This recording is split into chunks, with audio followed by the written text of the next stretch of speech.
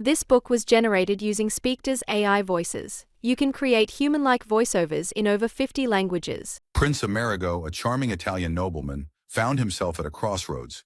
His illustrious lineage belied empty coffers, and his engagement to Maggie Verver, daughter of the fabulously wealthy American art collector Adam Verver, had just been announced in the bustling heart of London. The news spread like wildfire through the city's cobblestone streets and grand avenues. In every drawing room and gentleman's club, the air buzzed with excited whispers and raised eyebrows. Amerigo, with his dark, brooding good looks and easy charm, cut a dashing figure against the backdrop of London's perpetually gray skies. The weight of his family's dwindling fortunes pressed heavily on his shoulders, each step on the rain-slicked pavements a reminder of the precipice he stood upon. To Amerigo, this union was more than a marriage. It was a lifeline. The scent of opportunity hung thick in the air, mingling with the ever-present London fog. He could almost taste the promise of renewed prestige on his tongue, as tangible as the steam rising from his morning tea. Yet beneath the surface of his confident smile, a nagging doubt gnawed at him. Was he truly ready for this golden cage? Maggie Verver, a woman of quick wit and quiet grace, saw their engagement through rose-tinted glasses. Her blue eyes sparkled with excitement, reflecting the glittering possibilities that lay before them. To her, this was a grand romantic adventure, a chance to paint her life with the rich hues of European culture. She spent her days in a whirlwind of activity, her laughter echoing through the halls of their London residence like music. "Oh, Amerigo," she would exclaim, her voice filled with wonder. "Can you imagine the life we'll build together? The art, the history, the beauty of it all." Her enthusiasm was infectious, and Amerigo found himself swept up in her dreams, if only for moments at a time. The warmth of her smile was a balm to his troubled soul, easing the weight of his family's expectations. Adam Verver, Maggie's father, was a man who had built an empire from nothing. His keen eye for beauty was matched only by his business acumen, and in Amerigo, he saw more than just a son-in-law. The prince was a living, breathing piece of art, a noble relic to be added to his vast collection. Adam's approval of the match carried the weight of a papal decree, validating its worth in the eyes of society. "My boy," Adam would say, clapping Amerigo on the shoulder with a hand that bore the calluses of hard work beneath its manicured surface. "You're going to fit right in. A prince for my princess, eh?" London society buzzed with excitement, viewing the engagement as a perfect fusion of old-world aristocracy and new-world wealth. It was as if two mighty rivers were converging, promising to create something greater than the sum of its parts. In opulent drawing rooms, ladies gossiped behind ornate fans, their whispers as delicate as the china they sipped their tea from. Gentlemen debated the implications over brandy and cigars, the smoke curling around their words like a veil. Across the sea in Italy, Amerigo's family received the news with a storm of conflicting emotions. Pride swelled in their hearts at the thought of their son marrying into such prosperity, but an undercurrent of concern ran deep. They whispered in hushed tones about the prince marrying for money, their words carried away by the warm Mediterranean breeze like fallen leaves. "Is this truly what's best for our Amerigo?" his mother would murmur, her eyes fixed on the family portraits that lined their fading palazzo walls. "Will he find happiness in this golden cage?" As the days passed, wedding preparations began in earnest. Maggie and Adam threw themselves into planning a ceremony that would be the talk of 2 continents. No expense was spared, no detail overlooked. It was to be a grand spectacle, a declaration to the world of their newfound status and wealth. Maggie pored over fabric swatches and flower arrangements, her excitement growing with each decision. The rustle of silk and the perfume of exotic blooms filled their home, a sensory symphony of luxury. Adam, ever the collector, approached the wedding as he would a prized acquisition, ensuring every aspect was perfect. His critical eye scrutinized every detail, from the weight of the invitations to the clarity of the champagne. And through it all, Amerigo watched with a mixture of anticipation and trepidation. He felt like a man standing on the edge of a great precipice, the wind whipping around him, unsure whether it would lift him up or send him plummeting into the depths below. The opulence surrounding him was both intoxicating and suffocating, a gilded reminder of the life he was stepping into. As invitations were sent out and RSVPs began to flood in, the Verver's London residence became a hive of activity. Dressmakers, caterers, and decorators came and went in a constant stream, transforming the already opulent home into a fairy tale setting fit for a prince and his bride-to-be. The air was thick with the scent of fresh flowers and the promise of new beginnings. Amerigo found himself caught in the whirlwind, his senses overwhelmed by the constant bustle and the weight of expectations. He would often retreat to the quiet of the library, running his fingers along the spines of ancient books, seeking solace in their timeless wisdom. It was in one such moment of contemplation that a familiar voice cut through his reverie, sending a jolt of electricity down his spine.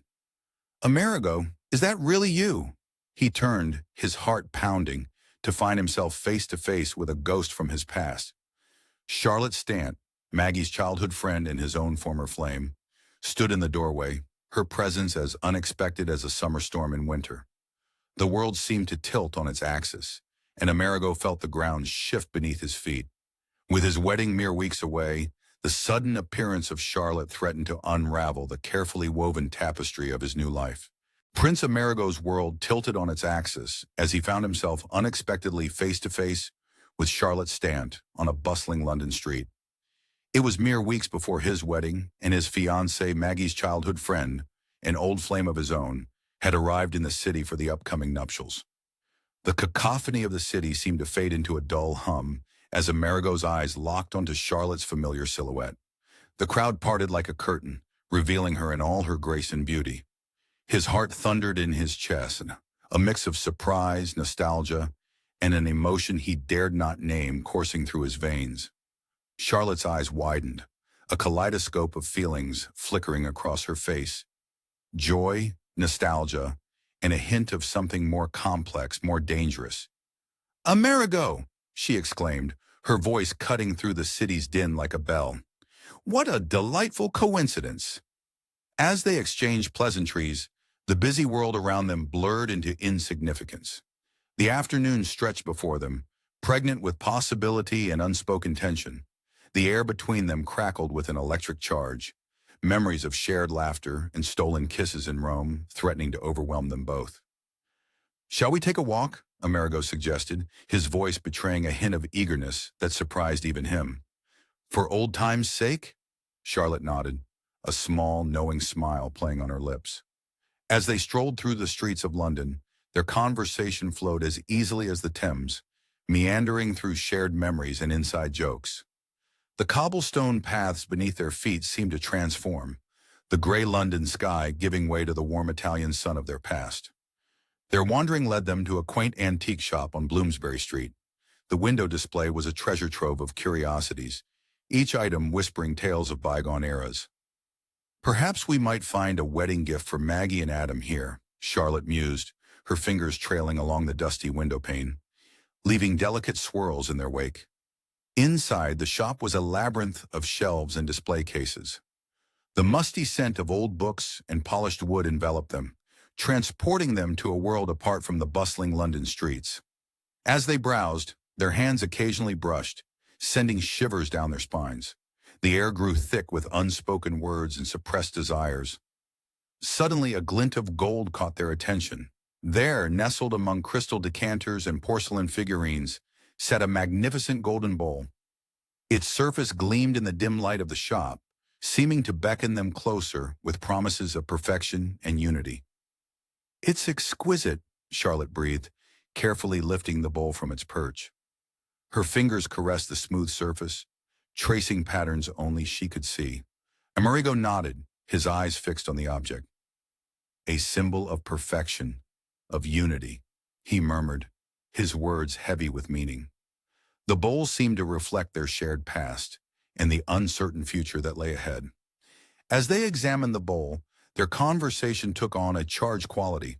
They spoke of roads not taken, of missed opportunities and what-ifs. The weight of their impending futures hung in the air between them, as tangible as the golden bowl in Charlotte's hands. The shopkeeper, sensing a potential sale, approached with an eager smile. "Ah, you have excellent taste," he praised, launching into a detailed explanation of the bowl's craftsmanship and history. But his words faded into the background as Amerigo and Charlotte remained lost in their own world. As Amerigo turned the bowl in his hands, something caught his eye. A faint line, almost invisible to the naked eye, ran along the base of the bowl. His heart sank as he realized the truth. The perfect symbol was flawed. "There's a crack," he said softly, showing Charlotte the imperfection. The words seemed to hang in the air, laden with meaning beyond the golden bowl. Her face fell, mirroring the disappointment in Amerigo's eyes. The crack seemed to represent more than just a flaw in the bowl. It was a stark reminder of the fragility of their own situation, of the imperfections that lay beneath the surface of their seemingly perfect lives. "Perhaps it's not meant to be," Charlotte whispered, carefully returning the bowl to its shelf. The words echoed in the small shop, carrying the weight of unspoken regrets and unfulfilled desires. As they left the shop, the air between them crackled with renewed tension.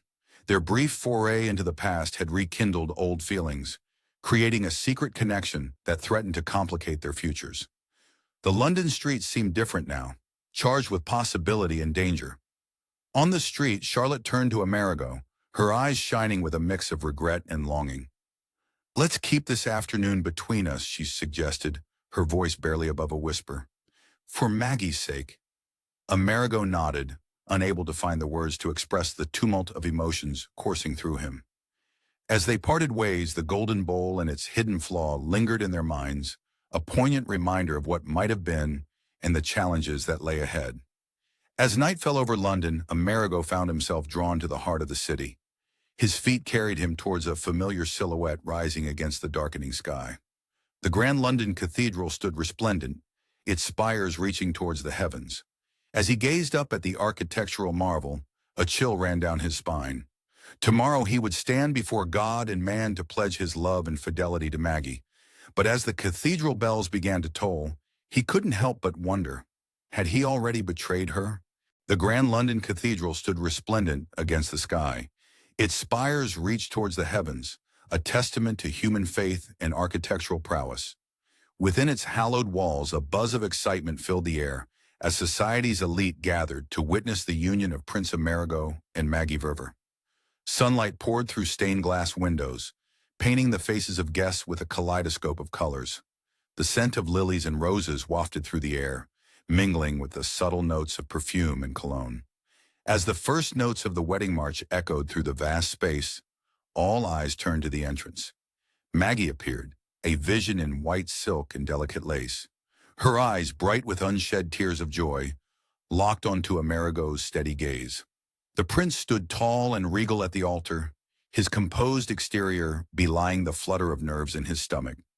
As Maggie glided down the aisle, the soft rustle of her gown seemed to whisper promises of a future filled with love and possibility. Their vows, spoken in clear, steady voices, resonated through the cathedral. The exchange of rings sealed their commitment, the cool metal a tangible symbol of their newfound unity. As the cathedral bells pealed triumphantly, announcing their marriage to the world beyond, Amerigo and Maggie shared a kiss that tasted of hope and new beginnings. With the ink barely dry on their marriage certificate, the newlyweds embarked on an extended honeymoon across Europe. The cobblestone streets of Rome echoed with their laughter as they explored ancient ruins under the warm Italian sun. Amerigo's eyes lit up as he shared stories of his homeland, his words painting vivid pictures of a rich cultural heritage. In Paris, they lost themselves in the Louvre. Maggie's curiosity a perfect match for Amerigo's deep appreciation of art. Her fingers intertwined with his as they stood before masterpieces, their whispered observations creating an intimate bubble in the crowded galleries. Yet as they traversed the continent, a subtle undercurrent of tension occasionally rippled through their idyllic journey.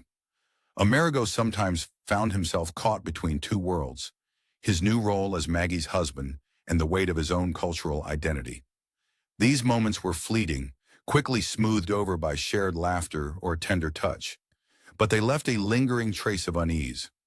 Upon their return to London, they settled into a luxurious residence provided by Adam Verver.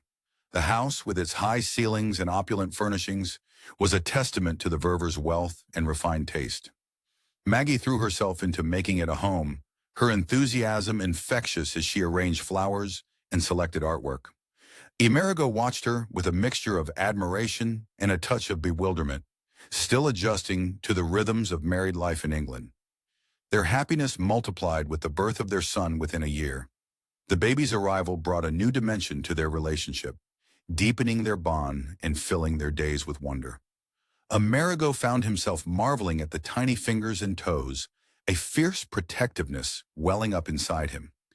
Adam Verver was particularly enchanted by his grandson, his weathered face softening each time he held the child, years seeming to melt away from his features. As the young family settled into their new routine, Charlotte Stant remained a constant presence in their lives. Her visits were frequent, her laughter filling the halls of the Verver home. Maggie cherished these moments with her childhood friend, unaware of the complex emotions swirling beneath the surface. Charlotte's eyes would sometimes linger on Amerigo when she thought no one was looking, a hint of something unspoken in her gaze. In a turn of events that surprised many, Adam Verver began spending more time with Charlotte during Maggie's absences. Their conversations grew longer, their shared interests more apparent. One crisp autumn evening, as golden leaves carpeted the garden and the air held the first hint of winter, Adam took Charlotte's hand and asked her to be his wife. Charlotte's heart raced as she considered the proposal, her mind a whirlwind of conflicting emotions. It was an opportunity for financial security, yes, but also a chance to remain close to the Ververs, to Maggie, to the life she had come to love, and to Amerigo. With a mixture of excitement and trepidation, she accepted, her voice barely above a whisper. Their wedding, while not as grand as Maggie and Amerigo's, was still a significant social event. The ceremony was intimate, the reception elegant. As Charlotte said her vows, her eyes briefly met Amerigo's across the room, a flicker of their shared past passing between them like a bolt of electricity. As the celebrations wound down and guests departed, the newly formed family found themselves in a moment of quiet reflection.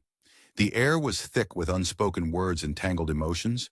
Maggie, her arm linked with Amerigo's, smiled at her father and his new bride. Charlotte, now both stepmother and childhood friend, returned the smile with a warmth that didn't quite reach her eyes. In that moment, as champagne flutes clinked and congratulations were offered, a new chapter began.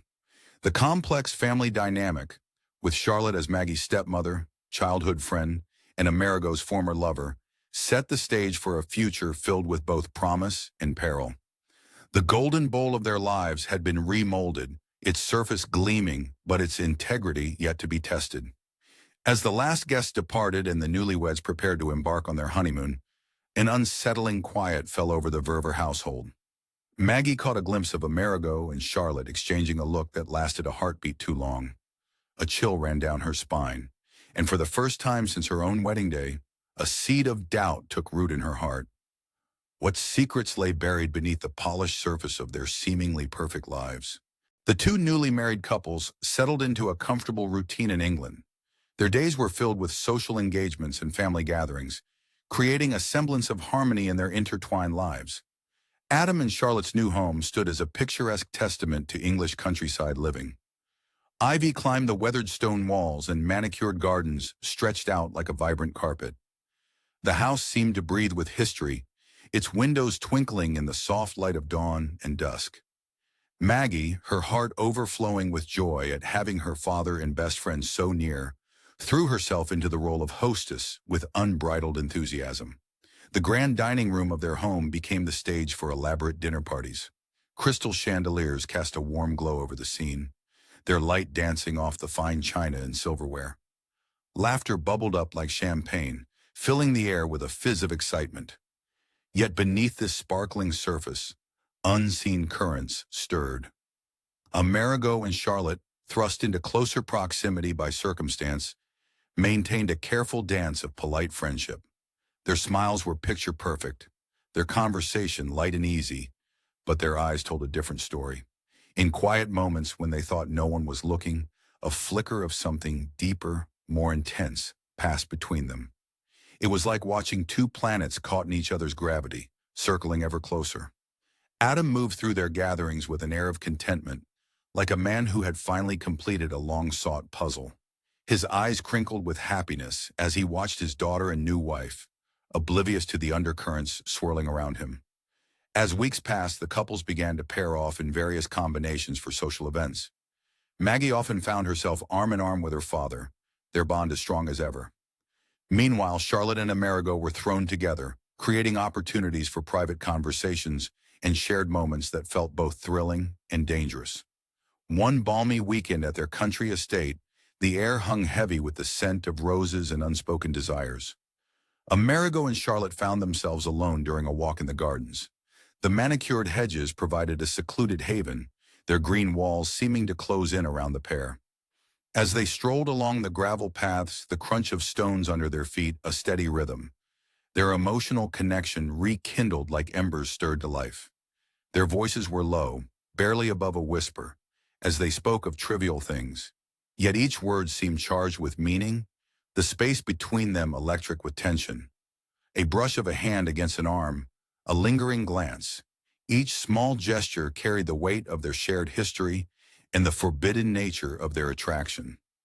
Back at the house, Maggie began to notice subtle changes in her husband's behavior. A distracted look here, a moment of unexplained tension there. These small discrepancies niggled at her consciousness like a pebble in her shoe, impossible to ignore completely, yet easy to dismiss as nothing serious. The servants, ever watchful and attuned to the rhythms of the household, began to whisper.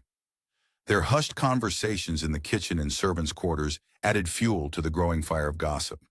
The unusual closeness of the two couples, the way they paired off, the lingering glances, all became fodder for speculation. This undercurrent of gossip spread like ripples in a pond, reaching the wider social circle. At tea parties and garden gatherings, behind fans and in hushed asides, the topic of the two couples became a source of fascination and conjecture. The weight of social expectations and judgment added another layer of pressure to the already complex situation, like a tightening noose around their carefully constructed world. As summer faded into autumn, the four found themselves planning an extended trip to Italy. On the surface, it was a chance for Amerigo to show off his homeland and for Adam to pursue new acquisitions for his art collection. But as they packed their trunks and made their travel arrangements, an undercurrent of tension thrummed beneath the excitement. Maggie caught Charlotte's eye across the room as they discussed itineraries, and for a moment she saw something flicker there. Anticipation, guilt, or perhaps a mixture of both. The upcoming journey loomed before them, promising new adventures and hidden dangers. What secrets would the winding streets of Rome and the canals of Venice reveal? As they boarded the train, the whistle's shrill cry seemed to herald not just their departure, but the beginning of a journey that would test the very foundations of their relationships. The four embarked on an extended trip to Italy, their hearts filled with anticipation and hidden tensions. Their ostensible purpose was twofold: to explore Amerigo's homeland and for Adam to pursue new acquisitions for his art collection. As they settled into a grand villa in Florence, the romantic atmosphere of Renaissance art and architecture enveloped them like a warm embrace. The sun-drenched terracotta roofs glowed like embers in the fading light, and the cobblestone streets echoed with the whispers of centuries past.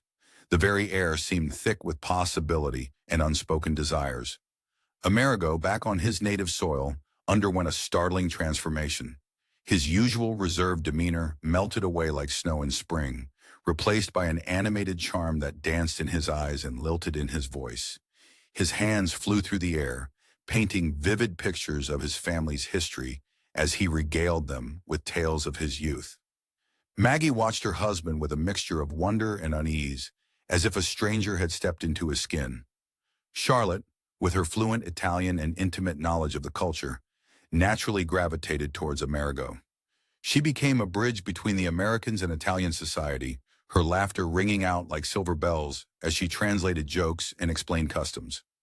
Maggie often found herself on the sidelines, struggling to keep up with the rapid-fire Italian conversations that flowed around her like a swift current, threatening to sweep her away. As days melted into weeks, Amerigo and Charlotte increasingly found themselves paired together, acting as translators and guides for Maggie and Adam.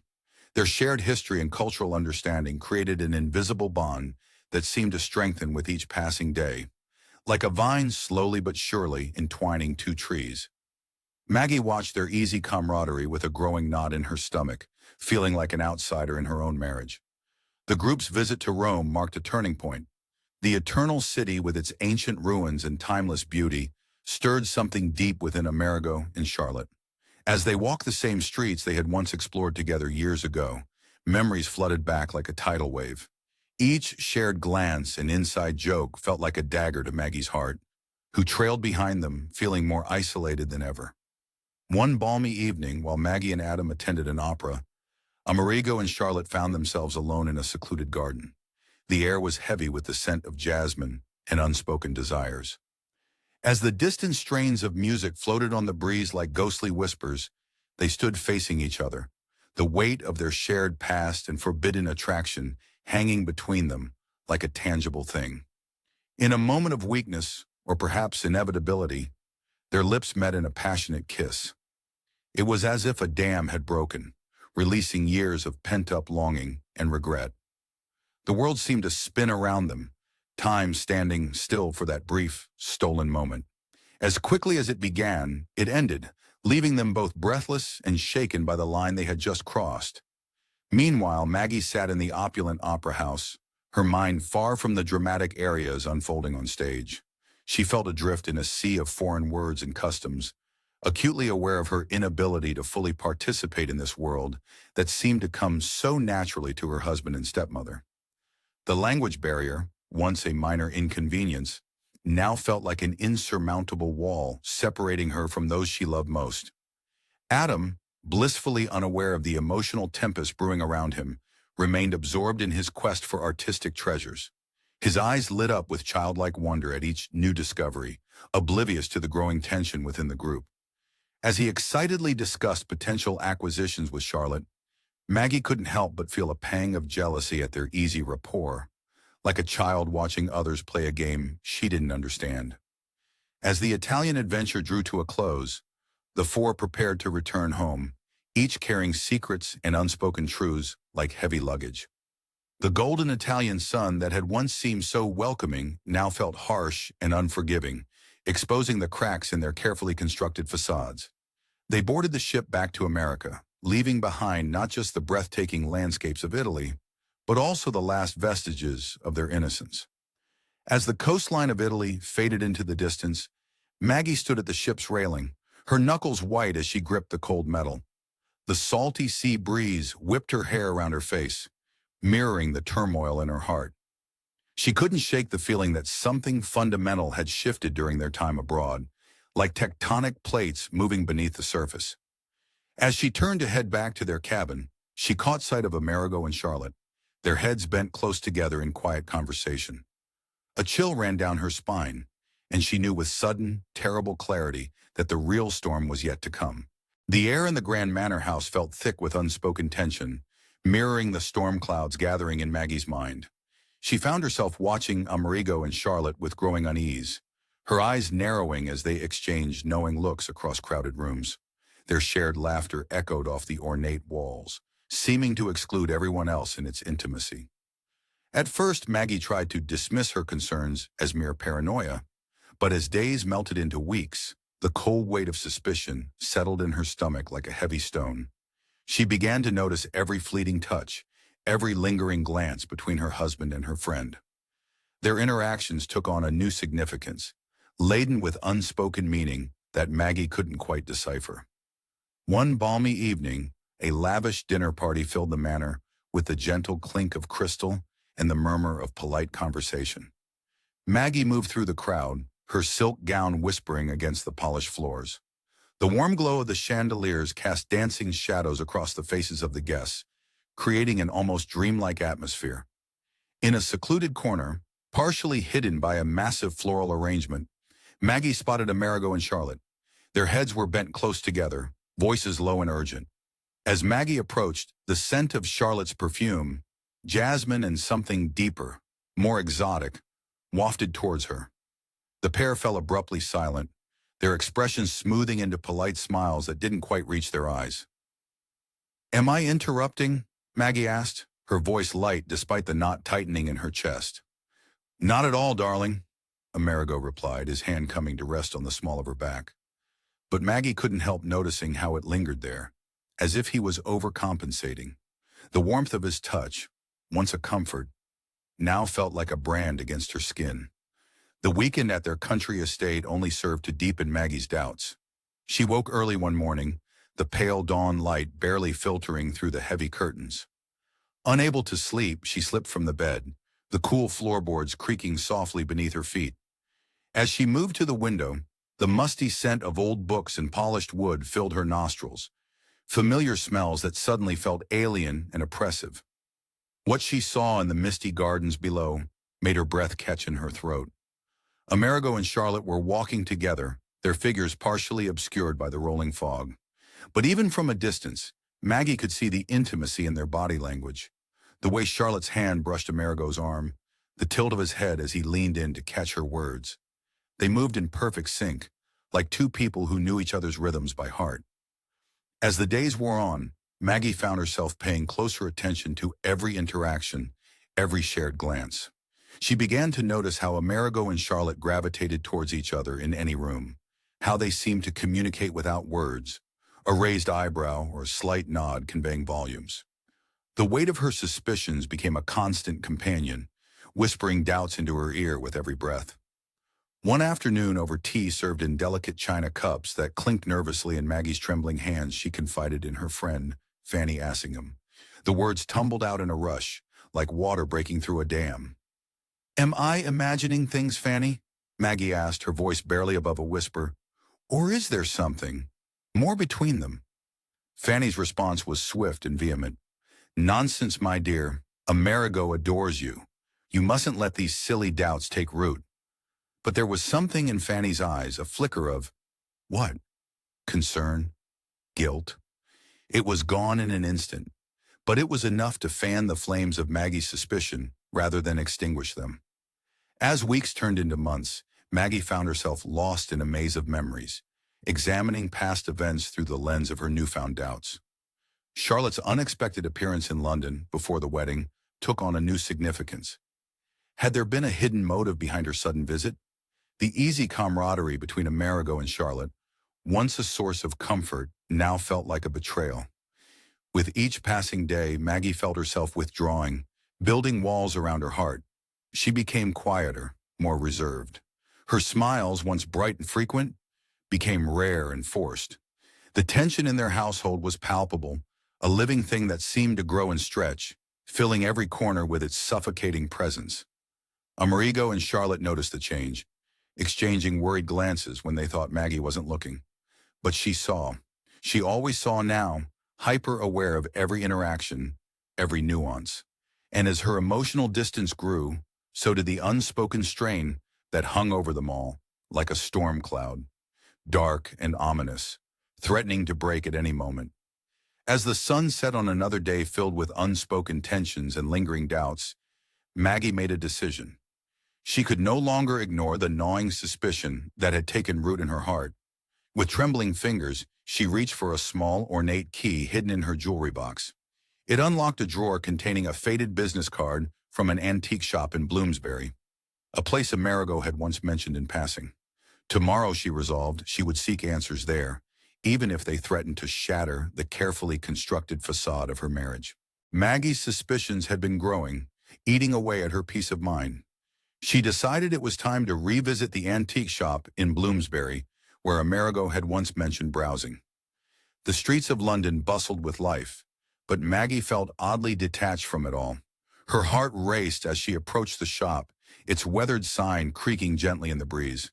Taking a deep breath, she pushed open the door. A soft chime announced her arrival, the sound echoing through the cluttered space. The air was thick with the scent of old wood and polished metal, transporting Maggie to a world frozen in time. Dust motes danced in the shafts of afternoon light, filtering through grimy windows, lending an ethereal quality to the cramped interior. Her eyes darted from shelf to shelf, taking in the hodgepodge of curiosities. Tarnished silver candlesticks rubbed shoulders with delicate porcelain figurines. Ornate picture frames housed faded photographs of long-forgotten faces. But it was a glint of gold that caught Maggie's attention. drawing her like a moth to a flame.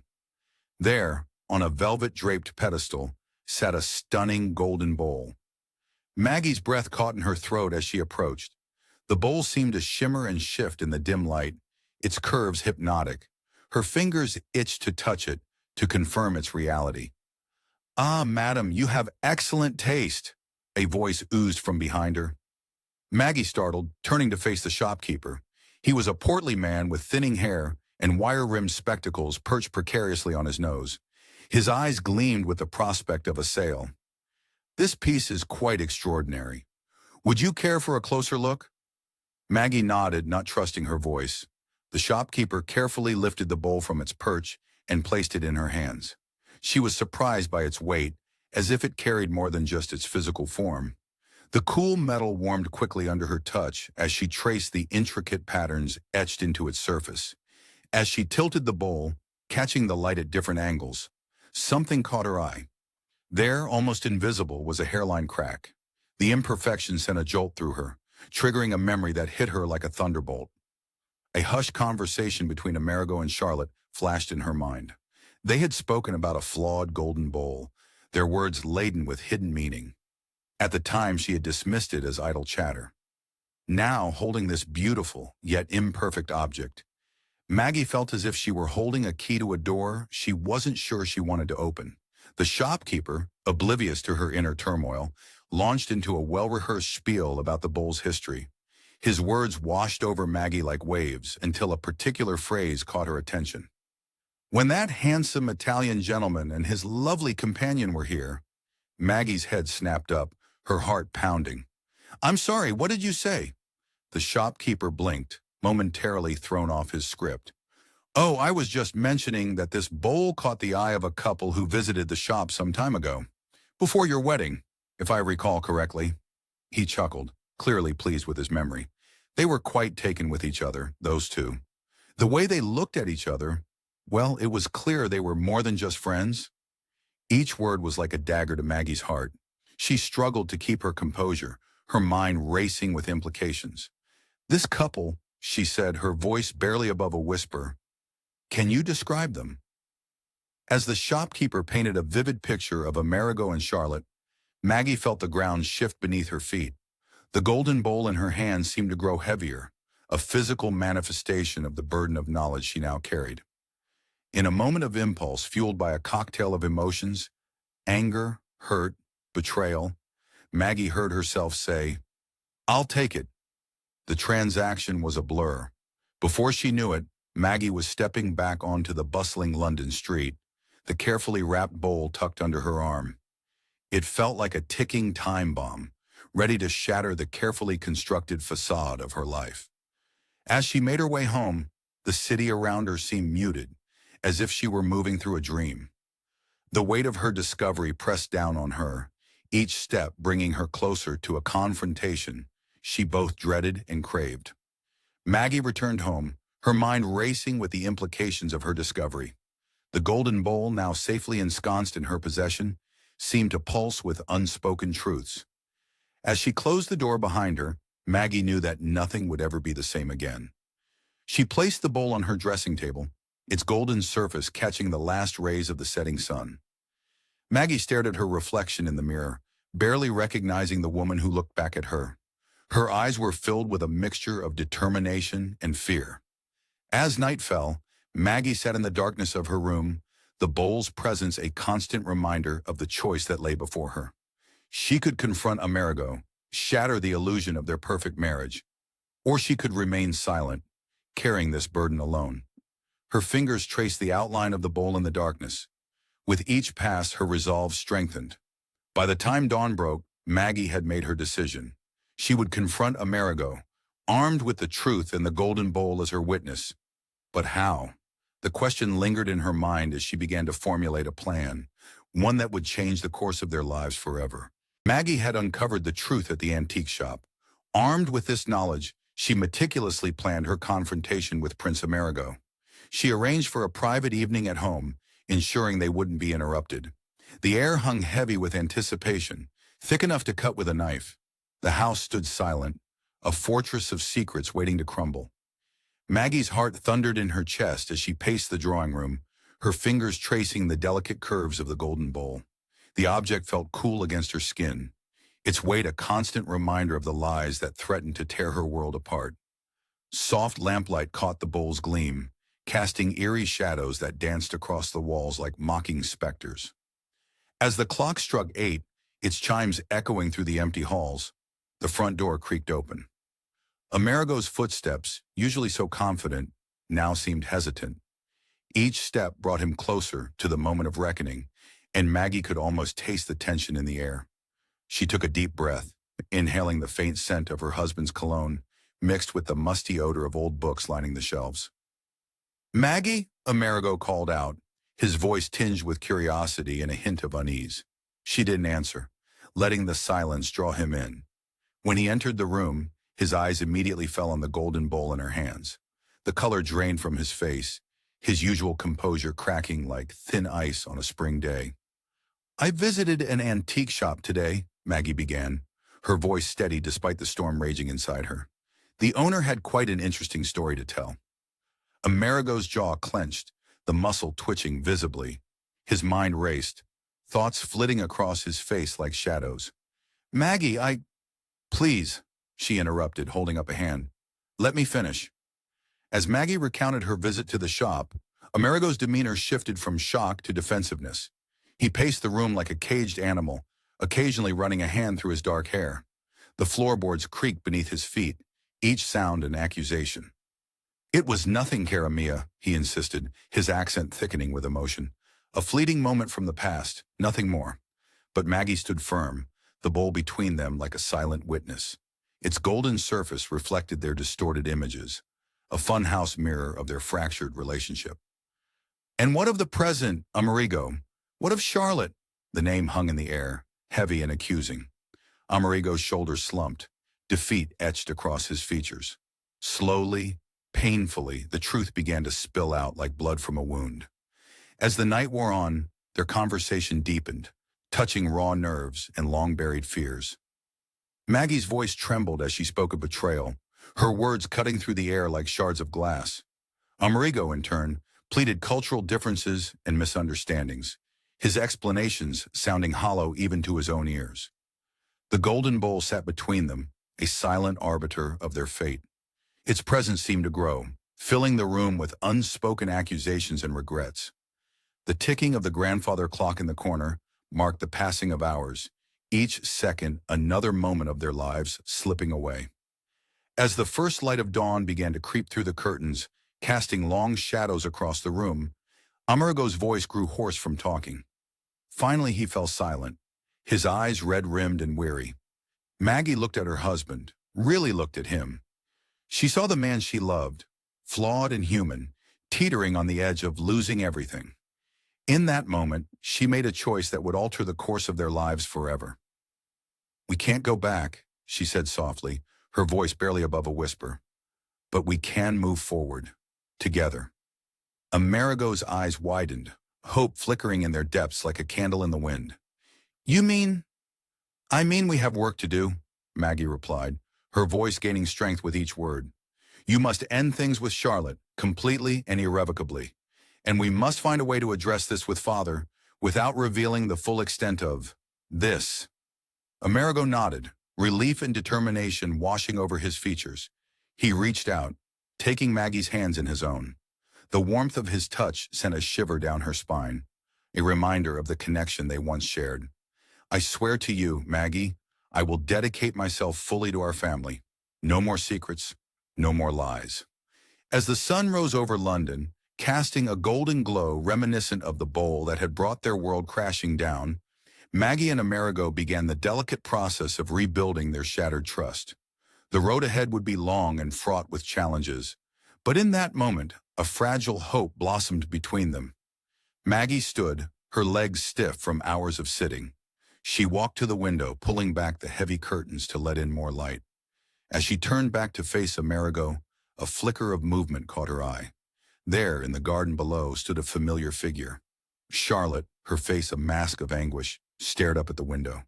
Their eyes met for a brief electric moment before Charlotte turned and hurried away, leaving Maggie to wonder if their fragile peace was already shattered. The golden light of a late afternoon sun filtered through the heavy curtains of the drawing room, casting long shadows across the polished floor. Maggie sat in her favorite armchair, her fingers absently tracing the intricate patterns on its arm. The room was silent, save for the soft ticking of the grandfather clock in the corner, each second marking the passage of time in her carefully orchestrated plan. Maggie's mind raced with strategies, her thoughts as complex and intertwined as the patterns beneath her fingertips. She took a deep breath, inhaling the familiar scent of old books and furniture polish that permeated the air. This room, once a place of comfort, now felt like a battlefield where she would wage her silent war. With the precision of a master chess player, Maggie began to subtly alter the social landscape around her. Family dinners, once casual affairs, became carefully orchestrated events. The clink of silverware on fine china became the soundtrack to her silent maneuvering. "Father," Maggie would say, her voice honey-sweet, cutting through the tension like a warm knife through butter, "why don't you tell us about your latest acquisition?" And just like that, Adam's attention would be drawn away from Charlotte, his eyes lighting up as he launched into a detailed description of some rare artifact. As days turned into weeks, Maggie's efforts began to bear fruit. The physical distance she created mirrored the emotional chasm she was determined to widen. She suggested separate outings, art exhibitions for her and Amerigo, opera performances for Adam and Charlotte. On one such afternoon, as Maggie and Amerigo strolled through a gallery, she felt a twinge of guilt. The paintings around them blurred into a kaleidoscope of colors, much like the tumultuous emotions swirling within her. Amerigo's hand rested lightly on the small of her back, a gesture that once brought comfort, but now felt like a weight of secrets. "What do you think of this one?" Amerigo asked, gesturing to a landscape. Maggie forced a smile, the muscles in her face straining with the effort. "It's beautiful," she replied, her words carrying a double meaning only she understood. The painting before them depicted a serene lake, its surface unbroken and calm. But Maggie knew that beneath still waters, currents could run deep and dangerous. Back at home, Maggie redoubled her efforts to strengthen her bond with her father. Their conversations, once perfunctory, now took on a new depth. She'd seek him out in his study, the room a sanctuary of leather-bound books and the comforting scent of old paper. "Tell me more about your time in America, Father," she'd prompt, her eyes wide with genuine interest. As Adam regaled her with tales of his adventures across the Atlantic, Maggie would carefully weave in mentions of Charlotte's fascination with American society. Like a skilled gardener, she planted seeds of ideas in her father's mind, nurturing the notion of a return to the States. At social gatherings, Maggie moved with the grace of a dancer and the strategy of a general. She'd position herself to intercept any private exchanges between Amerigo and Charlotte, her presence a constant, unspoken reminder of the new order she was establishing. The air around her seemed to crackle with tension, though her smile never wavered. Fanny Assingham, ever the loyal friend, became an unwitting ally in Maggie's campaign. "Fanny, dear," Maggie would say, her voice low and conspiratorial, "would you mind engaging Charlotte in conversation? She looks a bit lonely." And Fanny, oblivious to the larger game at play, would happily oblige, her chatter filling the air like a shield between Charlotte and the others. As the weeks passed, the atmosphere in the house began to shift, subtle as a change in the wind. Charlotte, once the vibrant center of attention, found herself increasingly on the periphery. Her smiles became strained, her laughter less frequent. Amerigo, meanwhile, seemed to settle more comfortably into his role as Maggie's husband and father to their child. Through it all, Maggie maintained a facade of normalcy that was as flawless as it was exhausting. Her smiles never wavered, her tone never betrayed the turmoil beneath. Even Amerigo, who knew her better than anyone, seemed unable to penetrate the mask she wore. In quiet moments when the house was still and the weight of her actions pressed heavily upon her, Maggie would retreat to the nursery. There, watching her child sleep peacefully, she'd remind herself of the stakes. The soft rise and fall of the baby's chest became a metronome, keeping time with her resolve. The innocence of her child's face in the dim light of the nursery lamp was a stark contrast to the complex web of adult relationships she was manipulating. As the sun began to set, painting the sky in hues of pink and gold, Maggie stood at the window of her bedroom, looking out over the manicured gardens. The beauty of the scene before her was a cruel juxtaposition to the turmoil in her heart. She took a deep breath, steeling herself for the days to come. Her actions, while discreet, had begun to have a noticeable effect on the group dynamics. Charlotte was becoming increasingly isolated, her once vibrant presence now muted and uncertain. Amerigo, on the other hand, was more firmly integrated into his role as Maggie's husband and father to their child. The pieces were moving on the board, and Maggie, for better or worse, was committed to seeing the game through to its end. As she turned away from the window, a flicker of movement in the garden caught her eye.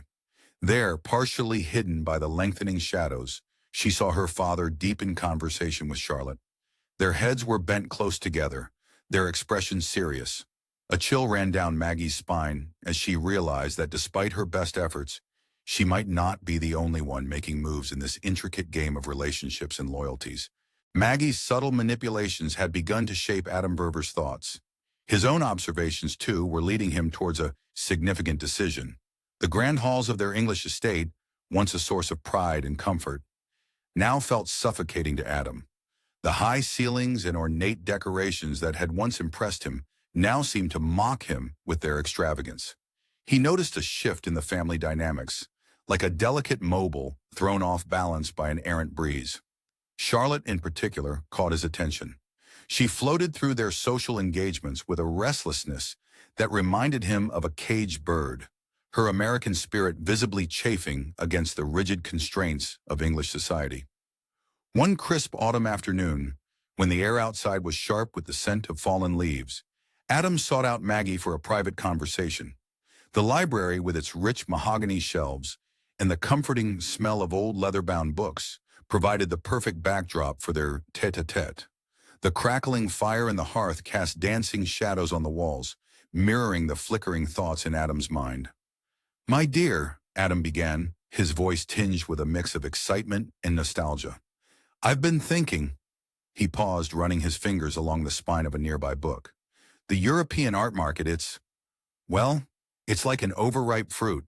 I've plucked all the choicest pieces." He looked up, gauging Maggie's reaction. "I believe it's time to set our sights back on American soil. There's still so much untapped potential there. So many collections waiting to be built." Maggie's eyes lit up like stars on a clear night. She leaned forward in her chair, her enthusiasm palpable. "Oh, Father!" she exclaimed, her voice a melody of support and encouragement. "What a wonderful idea!" Her hands clasped together in excitement. "And just think, it would be a marvelous opportunity for Charlotte to reconnect with her roots. She must miss the vibrancy of American life." Adam nodded, a smile spreading across his face like sunshine, breaking through clouds. Maggie's approval was the final push he needed. His mind raced with possibilities, envisioning a new chapter in their lives, free from the shadows of the past that seemed to linger in every corner of their English home. In the days that followed, Adam's excitement grew like a wildfire, consuming his thoughts and fueling his actions. He approached Charlotte with the news, his words painting a picture of adventure and renewal.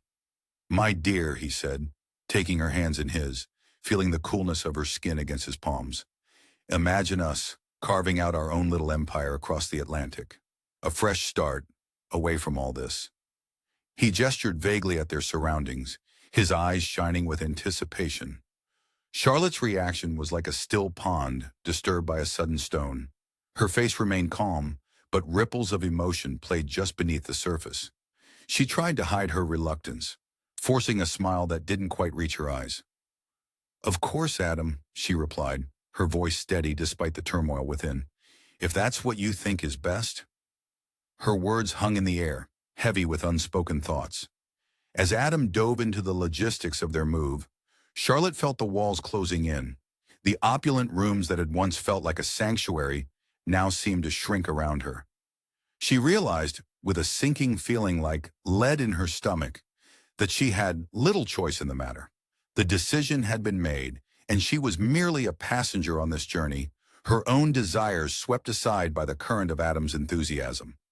Adam threw himself into the preparations with gusto. He began the intricate dance of transferring his art collection, each piece carefully catalogued and packed like precious jewels. The sound of packing crates being nailed shut echoed through the house, a constant reminder of the impending change. He made calls, wrote letters, and pored over property listings, his desk a sea of papers and his mind a whirlwind of plans. For Adam, this move represented more than just a change of scenery. It was a declaration of independence, a chance to step out of the long shadow cast by Maggie and Amerigo's relationship. He saw it as an opportunity to redefine his marriage to Charlotte, to build something solid and lasting on American soil. The thought filled him with a renewed sense of purpose, straightening his posture and putting a spring in his step. Meanwhile, Maggie worked behind the scenes like a master puppeteer, her strings invisible but ever present. She gently nudged conversations towards earlier departure dates, her suggestions as soft and persistent as a spring breeze. With each passing day, the timeline shortened, the urgency grew, and the inevitability of their departure became more concrete. Maggie's subtle influence was like a current beneath the surface, guiding the family towards her desired outcome.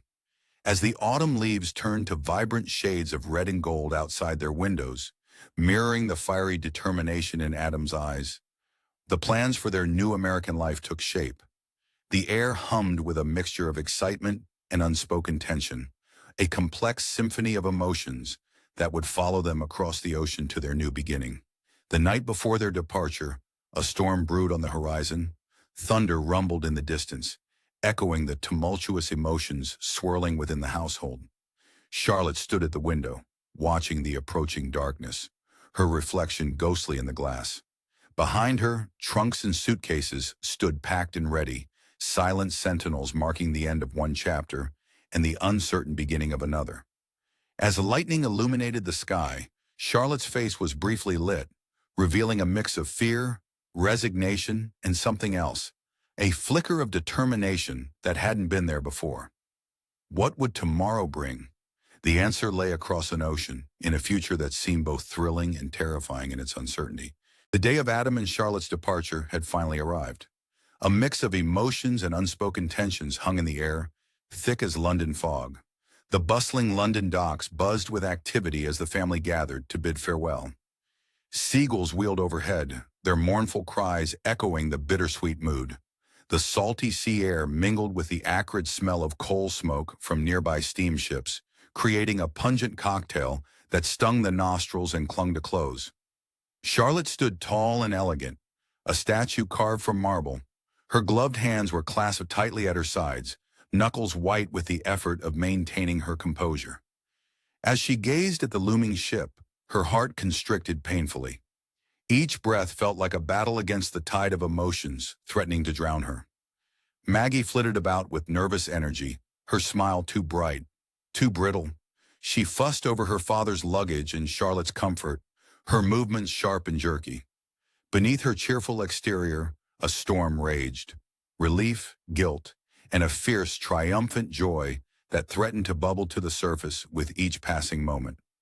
Adam, bless his oblivious heart, was like a child on Christmas morning.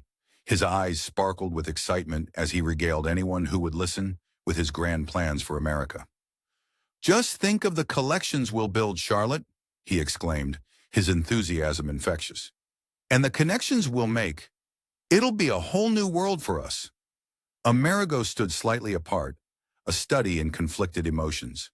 His dark eyes flicked between Charlotte and Maggie, torn between the past and the present. When he stepped forward to offer his farewells, his words were polite, his embrace restrained, but the slight tremor in his hands spoke volumes. As the time for departure drew near, the group exchanged final embraces. Charlotte's arms lingered around Amerigo, her face buried in his shoulder. The scent of his cologne, familiar and heartbreaking, seared itself into her memory. Maggie watched, her smile never faltering, even as her nails dug crescents into her palms. The ship's horn blasted, startling a flock of pigeons into flight. "It's time," Adam announced, his voice cutting through the cacophony of the docks. With a final round of hugs and kisses, He and Charlotte made their way up the gangplank, their figures growing smaller as they ascended. As the massive vessel began to pull away from the dock, Charlotte appeared at the railing, her eyes glistening with unshed tears locked onto Amerigo's face. In that moment, the carefully constructed walls crumbled, and the raw pain of loss etched itself across her features. Maggie, sensing the weight of the moment, stepped closer to Amerigo. Her small hand slipped into his, a subtle but unmistakable claim. Amerigo's fingers tightened around hers, an anchor in the storm of emotions. The ship inched further from the shore, Charlotte's figure becoming less distinct with each passing second. The family stood, rooted to the spot, as if held there by invisible chains. The chapter of their intertwined lives was closing with the finality of a book snapping shut, leaving behind a wake of unspoken words and lingering glances. As the vessel slowly disappeared into the horizon, becoming a mere speck against the vast expanse of the sea, a sudden gust of wind whipped across the dock. It carried with it a scrap of paper, which fluttered and danced in the air before landing at Maggie's feet. With trembling fingers, she bent to pick it up, her heart racing as she recognized Charlotte's elegant handwriting. What secrets did this forgotten note hold? And how would they reshape the delicate balance she had fought so hard to achieve? The ship carrying Adam and Charlotte slowly disappeared into the horizon. It became a mere speck against the vast expanse of the sea, growing smaller with each passing moment. Maggie and Amerigo stood motionless on the dock, their figures silhouetted against the fading light. The salty breeze whipped around them, carrying the scent of brine and the distant cry of seagulls. It was as if the world had shrunk to this single point, this moment of stark reality. Maggie felt the weight of silence pressing down on her, as heavy as the gray clouds overhead. She absently tucked a loose strand of hair behind her ear, her eyes fixed on the point where the ship had vanished. Beside her, Amerigo shifted his weight, the wooden planks creaking beneath his feet. The sound seemed to echo the fragility of their relationship, a reminder of how easily things could break. Without a word, they turned and began the slow walk back to their waiting carriage. Their footsteps fell out of sync, an uneven rhythm that matched the discord in their hearts. The clip-clop of horses' hooves and the gentle rattle of carriage wheels filled the air as they settled into their seats for the ride home. London rolled by outside the window, a blur of familiar streets and faces that seemed oddly distant now. Maggie found herself stealing glances at Amerigo's profile. His jaw was set, his eyes distant, and she wondered what thoughts were churning behind that handsome facade. The silence between them stretched like a rubber band, taut and ready to snap. Finally, Amerigo cleared his throat. "Maggie," he began, his voice low and hesitant, "I know we have a long road ahead of us." Maggie's heart quickened at the break in silence. "Yes, we do," she replied softly, her words barely above a whisper. "I want you to know," Amerigo continued, turning to face her fully, "that I am committed to our marriage, to you, to our son. I want to be the husband and father you both deserve." His words hung in the air between them, a fragile offering. Maggie felt a flutter of hope in her chest, but it was tempered by caution. The wounds were still too fresh, the trust too newly mended. She chose her words carefully, like stepping across a frozen lake. "I appreciate that, Amerigo. But you're right, we do have a long road ahead. Trust, it's like a delicate flower. It needs time and care to bloom again." Amerigo nodded, a flicker of pain crossing his features. "I understand, and I'm willing to put in that time, that care, whatever it takes." As their carriage pulled up to their home, a small figure came bounding down the steps. Their son, all smiles and energy, oblivious to the complex emotions swirling around his parents. Maggie felt her heart constrict at the sight of him, a poignant reminder of what they were fighting to preserve. In the days that followed, Maggie and Amerigo began the delicate dance of rebuilding their life together. They established new routines, consciously carving out time for family meals and shared activities. Each small gesture, each moment of genuine laughter or tender touch, felt like a stitch mending the torn fabric of their relationship. One evening, as they sat in the drawing room after putting their son to bed, Amerigo broached the subject of a family trip. "Just the three of us," he suggested, a hint of eagerness in his voice. "A fresh start, away from everything." Maggie considered the idea, turning it over in her mind like a smooth stone. "That sounds nice," she said finally, offering him a small smile. "Where were you thinking?" As they began to plan, discussing potential destinations and activities, Maggie felt a warmth spreading through her chest. It wasn't the all-consuming passion of their early days, but something quieter, more grounded, a spark of hope for their future, like the first green shoot after a long winter. Their planning was interrupted by the arrival of a letter from America. Maggie recognized her father's handwriting on the envelope, and she felt a mix of emotions as she began to read aloud. Adam's words painted a picture of their new life across the ocean, social engagements, new acquaintances, the bustle of American society. But it was Charlotte's contribution to the letter that caught Maggie's attention. Between the lines of polite enthusiasm, Maggie sensed an undercurrent of restlessness, perhaps even unhappiness. She glanced at Amerigo, wondering if he perceived it too, but his face remained impassive, a mask she couldn't quite read. As the days turned into weeks, Maggie and Amerigo settled into their new normal. They moved through their daily routines with a heightened awareness of each other, like dancers relearning the steps of a familiar dance. There were moments of genuine connection, of rediscovered intimacy, but also times when the weight of their past hung heavy between them, like a thick fog that refused to lift. They were acutely aware of the fragility of their situation, the constant effort required to maintain their rekindled commitment. It was like walking on a bridge made of glass, beautiful in its transparency, but requiring careful, deliberate steps to avoid shattering. As they prepared for bed one night, Maggie caught Amerigo's eye in the mirror. For a moment, they simply looked at each other, volumes of unspoken words passing between them. Then Amerigo smiled, a small but genuine gesture that Maggie found herself returning. In that fleeting moment, she saw a glimpse of the man she had fallen in love with, the man she hoped was still there beneath the layers of hurt and mistrust. It wasn't perfect, this new life they were building, but it was theirs, and they were both determined to see it through, one day at a time.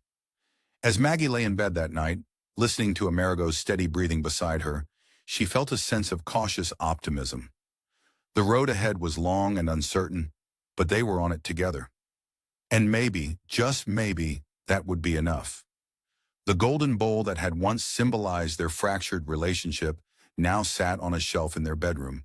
It was still cracked, still imperfect, but it held together.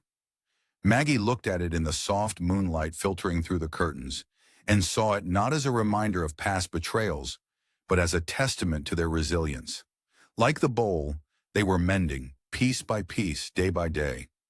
As she drifted off to sleep, Maggie's last thought was of the future, not the grand, sweeping future of fairy tales and happily ever afters, but the quiet, everyday future of shared breakfasts, bedtime stories, and small kindnesses. It was in these moments she realized that true love resided, and it was for these moments that they would continue to fight, to heal, and to hope. This book was generated using Speakter's AI voices. You can create human-like voiceovers in over 50 languages.